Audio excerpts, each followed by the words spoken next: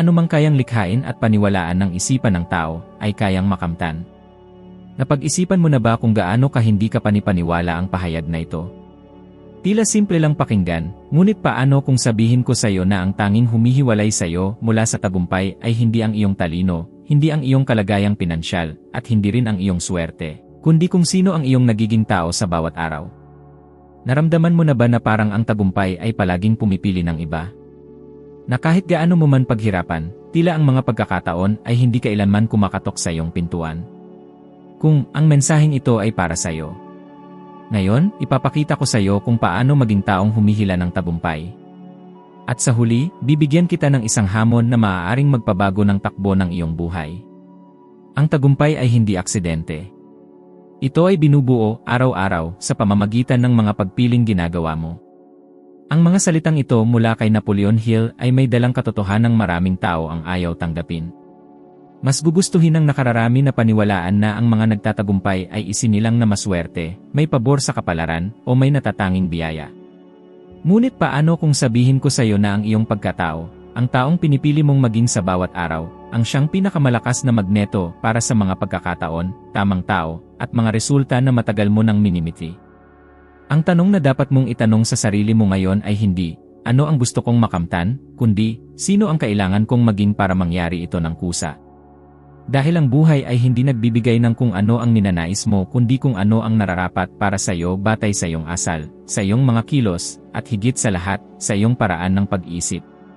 Karamihan sa mga tao ay namumuhay na parang nakasakay lang sa otomatikong sistema, naniniwalang ang mga sitwasyon ang humuhubog sa kung sino sila. Pero ang totoo, kabaliktaran nito. Ikaw ang lumilikha ng sarili mong mundo batay sa kung paano mo pinipiling tumayo sa harap nito. Ilang beses mo na bang nasabi sa sarili mo na hindi ka sapat? Na wala kang angking galing, koneksyon, o tamang pagkakataon? Dahil ito sa iyong isipan na nasanay na palakasin ang pagkakakilanlan na paulit-ulit mong pinaniniwalaan sa loob ng maraming taon. Kapag inisip mong limitado ka, ang mga kilos mo'y magiging limitado rin. At alam mo ba kung ano ang kasunod?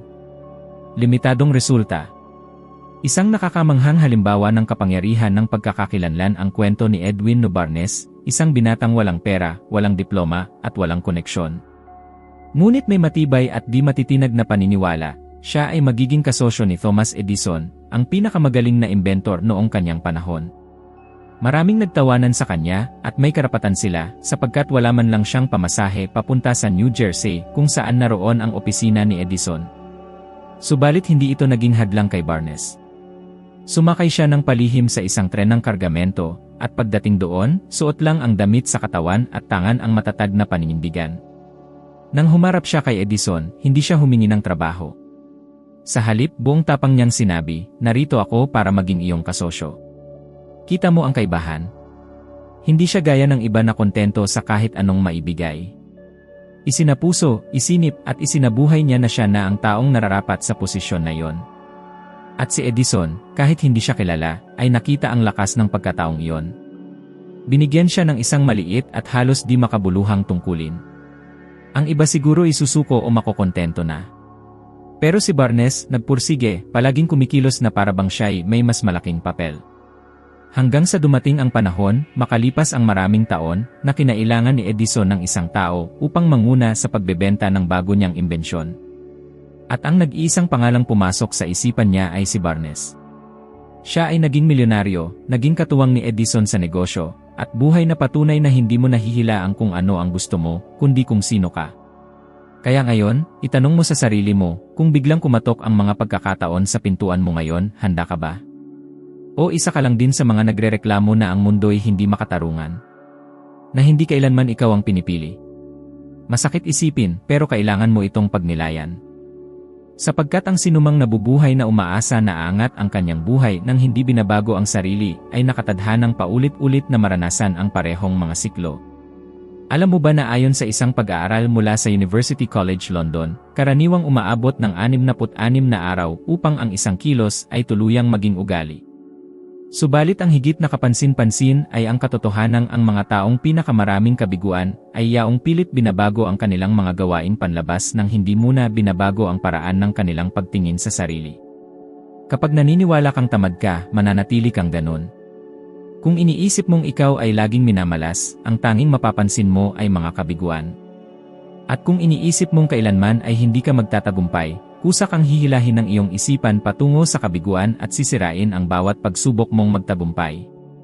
Ngunit sa kabilang banda, kapag inumpisahan mong kilalanin ang iyong sarili bilang isang matatag, disiplinado at karapat-dapat, ang iyong mga desisyon ay unti-unting magbabago. Matututo kang tumanggi sa mga bagay na hindi makabubuti sa iyo. Magsisimula kang kumilos kahit walang inspirasyon. At dahan-dahan, ang mundo ay tutugon sa pagbabago mo. Isipin mo kung paano ang magiging takbo ng iyong buhay kung simula ngayon ay buong paninindigan mong gagampanan ang papel ng taong gusto mong maging. Hindi lang iniisip o nagpapanggap kundi talagang isinasabuhay ito. Gigising ka tuwing umaga dala ang kumpiyansa ng isang taong karapat-dapat magtagumpay. Gagawa ng mga desisyon tulad ng isang matagumpay na nilalang. Magsasalita ng may pananalig sa sariling halaga.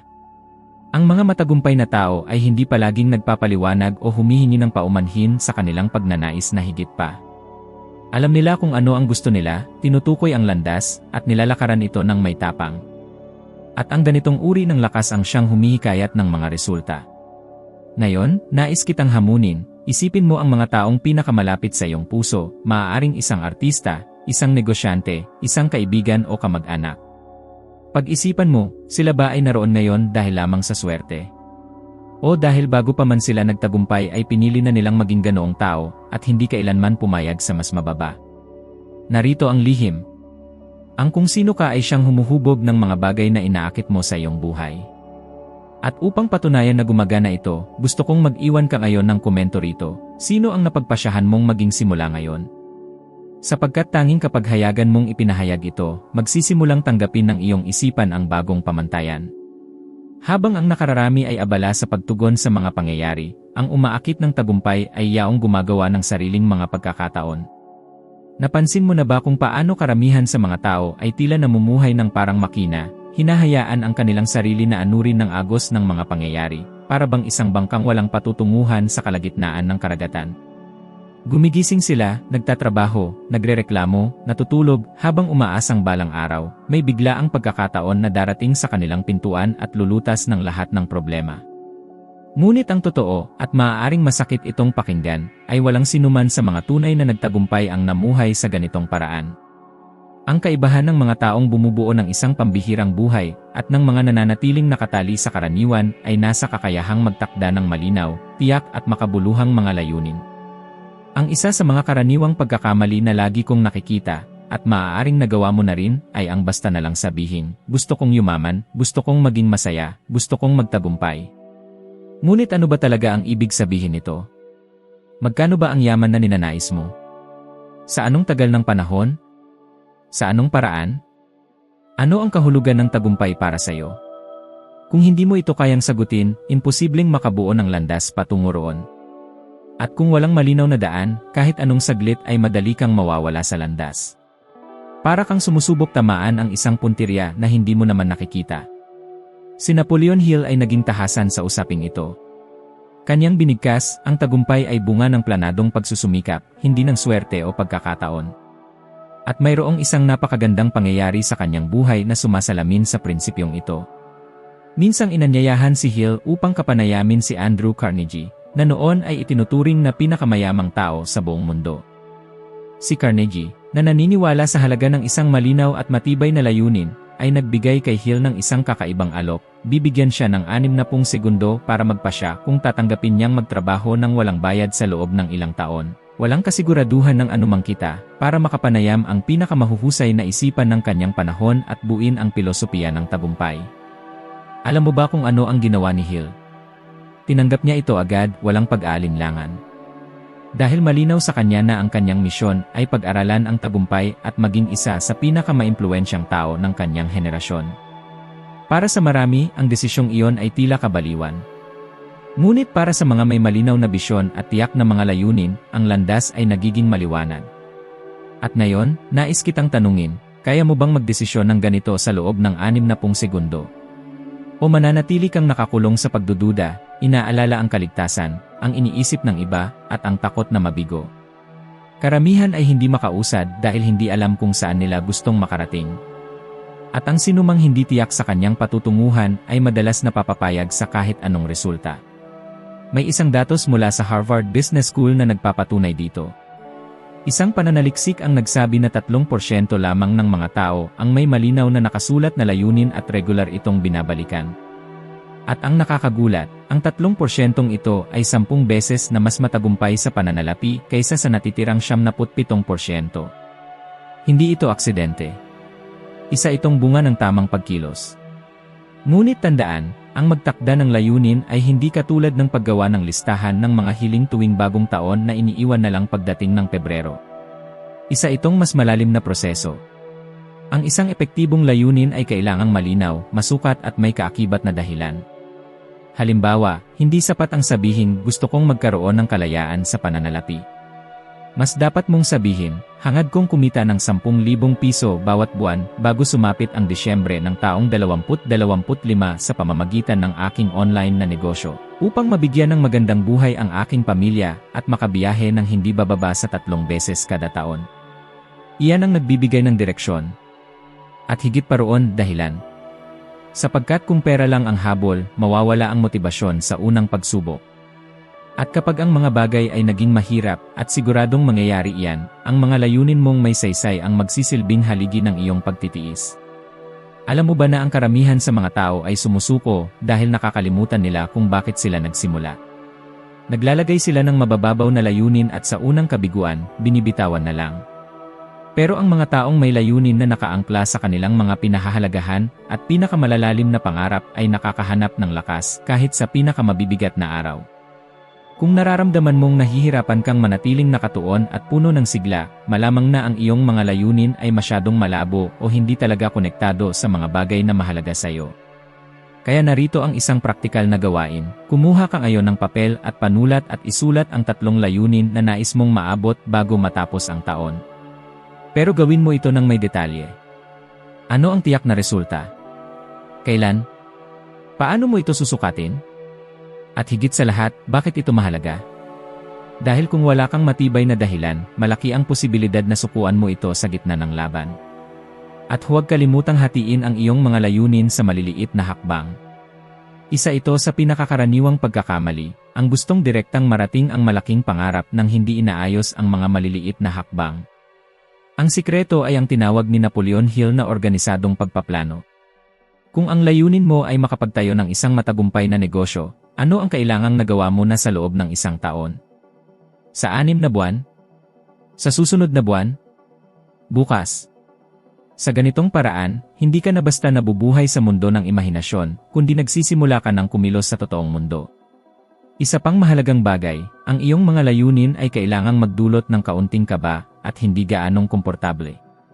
Kapag ito ay masyadong madali at siguradong makakamtan, hindi ka nito babaguhin. Ang pag-unlad ay nangyayari lamang sa labas ng iyong komportableng teritoryo.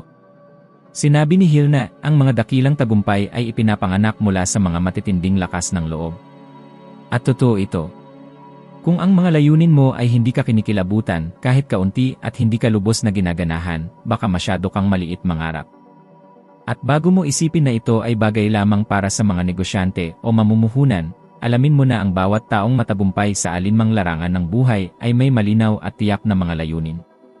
Mga atletang nasa pinakamataas na antas, mga kilalang musikero, pinakamahusay na mga doktor, lahat sila ay nagtatakda ng mga layunin sa isang planadong paraan. Parang isang mapa ito na siyang gumagabay sa bawat kilos na ginagawa nila. Ang totoo, ikaw ang kailangang magtakda ng direksyon ng sarili mong buhay, dahil kung hindi, ang buhay ang siyang magpapasya para sa iyo.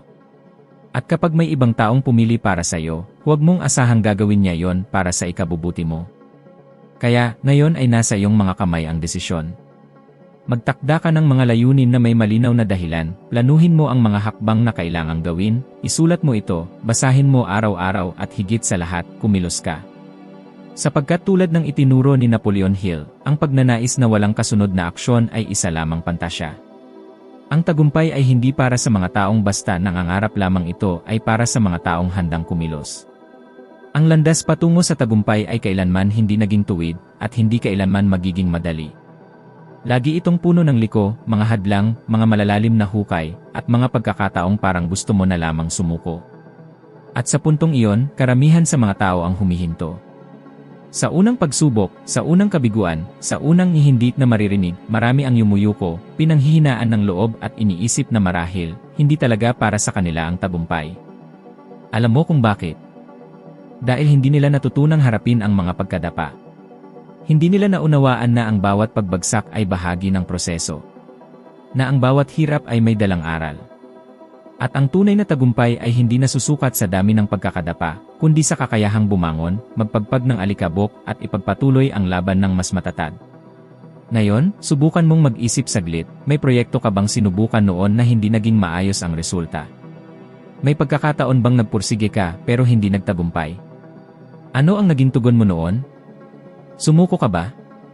Isinisi mo ba sa ibang tao? O ginamit mo ba yon para matuto at sumubok muli, sa mas maayos na paraan? Karamihan sa atin ay lumaki na iniisip na ang kabiguan ay katapusan na ng lahat. Pero ang totoo, isa lang itong liko sa daan. At ang mga taong nakakaunawa niyan ay ang mga nagpapatuloy. Yung hindi nakakaintindi, nananatili sa gitna ng kalsada at hindi na umaabante. At hindi ko sinasabi ito para lang palakasin ang loob mo. Sinasabi ko dahil may patunay ang agham. Ayon sa pag-aaral ng American Psychological Association, ang mga taong nakadevelop ng katatagan sa sarili ay may 31% mas mataas na posibilidad na maabot ang kanilang mga pangmatagalang layunin. Bakit? Dahil habang ang iba ay sumusuko, sila ay nagpapatuloy. Natututo silang harapin ang pagkadismaya, inaayos ang plano at tuloy-tuloy na lumalaban.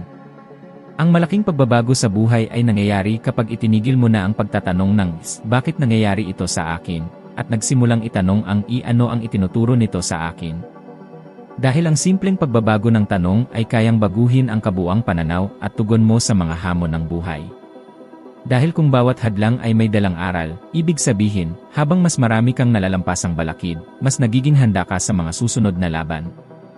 Si Napoleon Hill mismo ay dumanas ng matinding pagsubok.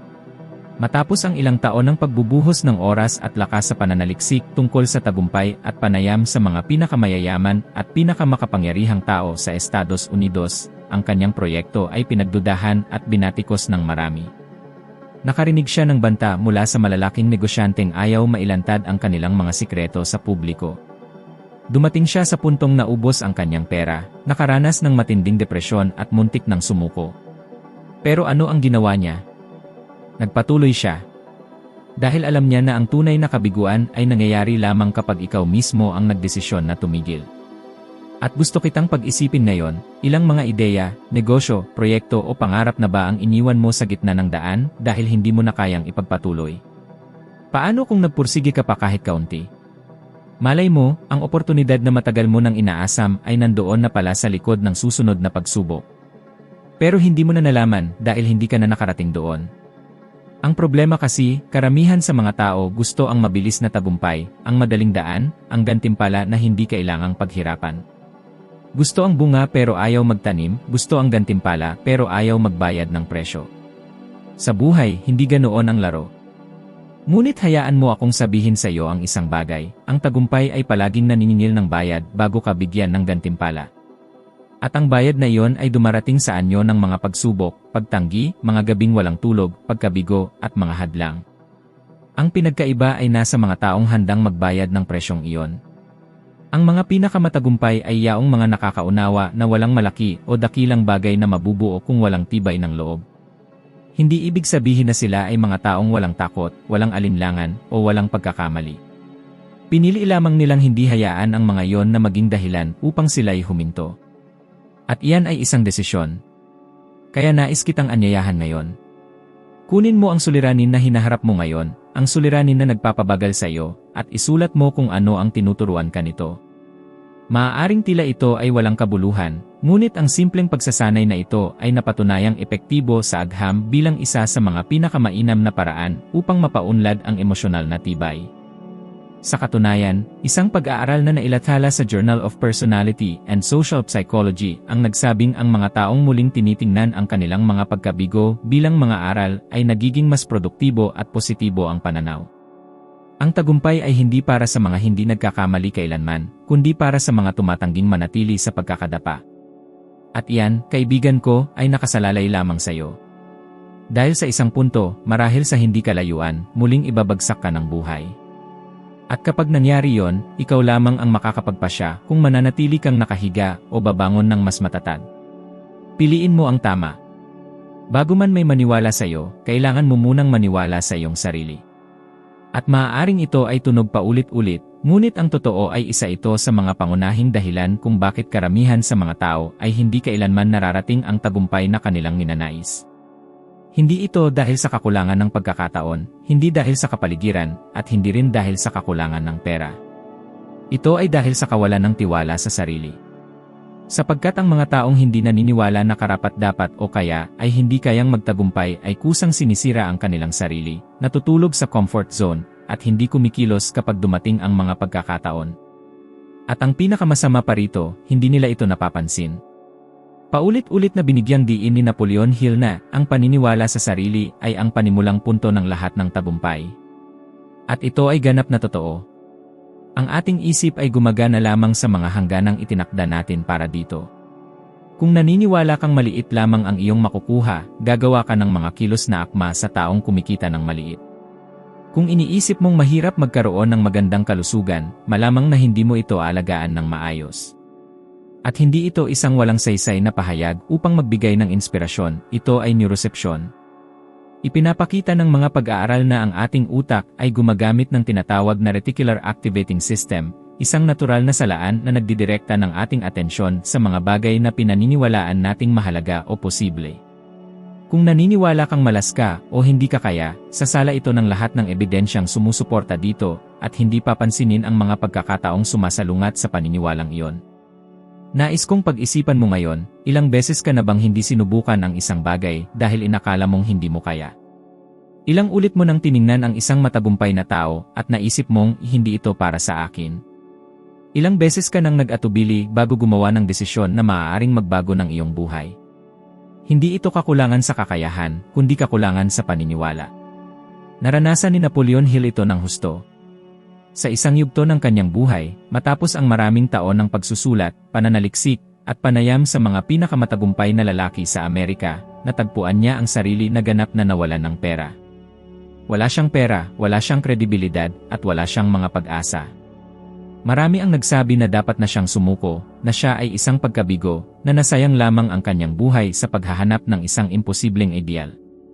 At muntik na niyang paniwalaan iyon. Dumaan siya sa matinding depresyon hanggang sa umalis siya sa mundo. Ngunit sa mismong sandaling iyon, noong wala nang naniniwala sa kanya, naibalik ni Hill ang pinakamahalagang lakas sa lahat, ang paniniwala na kaya niya. Naaalala niya lahat ng mga natutunan mula kina Carnegie, Edison, Ford, at Rockefeller. Napagtanto niya na kung lahat sila ay hinarap ang kabiguan, kahihiyan, at kawalan ng paniniwala bago magtagumpay, kaya rin niya. Mula sa paniniwalang iyon, nabuo ang aklat na magpapabago sa kanyang buhay at sa buhay ng milyon-milyong tao sa buong mundo, ang nag-iisip ay yumayaman. At naging posible ang lahat ng ito dahil, kahit walang anumang panlabas na palatandaan, pinili niyang maniwala. Kaya heto ang isang mahirap na tanong para sa iyo, ano ba ang pumipigil sa iyo ngayon upang maniwala sa iyong sarili? Takot ka ba na magkamali? Matakot ka bang husgahan? O naniniwala kang hindi ka pa handa? Ang totoo, walang sinuman ang ganap na handa para sa anumang bagay. Ang pinakamagagandang tagumpay sa buhay ay nangyayari kapag kumilos ka kahit natatakot, kahit may pag-aalinlangan, at kahit walang katiyakan. Alam mo ba kung sino ang pinakamalaking kaaway ng kumpiyansa sa sarili? Ang masasamang karanasan mula sa nakaraan. Kapag nabigo ka ng isang beses, o may humusga sa iyo, tinatandaan ng iyong utak iyon bilang babala. At sa susunod na pagkakataon, susubukan nitong protektahan ka at pigilin kang umusad. Pero nangyayari lang ito kung papayagan mo. At ang magandang balita, tulad ng kahit anong kalamnan, maaaring sanayin ang kumpiyansa sa sarili. Paano ito gagawin? Magsimula sa maliit. Magtakda ng hamon, isang simpleng gawain na matagal mo nang ipinagpapaliban. Pwede itong magising ng mas maaga, magsimulang magbasa, mag-record ng video, o magpresenta ng isang ideya. Nagawa mo ba? Isulat mo. At gawin mo ulit kinabukasan. Ang paulit-ulit na maliliit na tagumpay ay bumubuo ng panloob na talaan ng mga naabot na unti-unting pumapalit sa mga alaala ng pagkabigo. Isang pag-aaral na inilathala sa Psychology Today ang nagpakita na ang mga taong nakakamit ng maliliit na tagumpay araw-araw ay nagiging mas matatag at may kumpiyansa para harapin ang mas malalaking hamon. Ibig sabihin, huwag maghintay na makagawa ng malaking bagay bago maniwala sa sarili. Maniwala ka muna at susunod ang malalaking tagumpay. At isang napakahalagang punto, huwag mong paghaluin ang kumpiyansa sa sarili at kayabangan. Ang kumpiyansa sa sarili ay tahimik. Hindi ito kailangang ipagyabang o patunayan sa iba. Kumikilos ka lang dahil naniniwala ka sa iyong halaga. Samantalang ang kayabangan ay maingay, nangangailangan ng pagkilala mula sa iba. At ang matagalang tagumpay ay hindi nagmumula sa kayabangan, kundi sa matibay na paniniwala sa kung sino ka. Tandaan mo, ang mundo ay nagbibigay pansin sa mga taong may paninindigan. Ang kumpiyansa sa sarili ay umaakit ng mga tao, oportunidad, negosyo, at respeto. Nagbubukas ang mga pintuan para sa mga taong tiwala na karapat-dapat silang naroroon. At kung hindi ka pa nararamdaman na ganito, simulan mong kumilos na para bang ganito ka na. Dahil ang iyong isipan ay sumusunod sa iyong kilos. Maniwala bago makita. Dahil tulad ng sabi ni Hill, ang bawat tagumpay ay nagsisimula sa isipan, saka sa mundo. At habang nagdududa ka, dududa rin ang tagumpay sa iyo. Hindi lamang sa pagsisikap o talento nakakamit ang tagumpay, ito ay naakit sa taong pinipili mong maging araw-araw. Sino ka, paano ka mag-isip, paano ka kumilos, at paano ka tumugon sa mga pagsubok ang nagtatakda ng laki ng mga oportunidad na darating sa buhay mo. At ang pinakamahalaga, nasa kamay mo ang lahat ng ito. At dahil narito ka na, huwag kang titigil. Kung nais mong patuloy na umangat, maging 1% na mas mahusay kaysa sa kasalukuyan, at ipagpatuloy ang pagbuo ng bagong bersyon ng iyong sarili, ang susunod na video na makikita mo ay ang susunod mong hakbang sa paglalakbay na ito.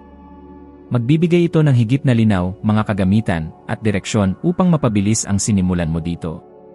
Maraming salamat sa pagsama sa akin hanggang dito.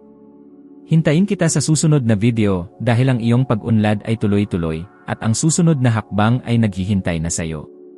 Pindutin mo lang at sabay tayong magpatuloy.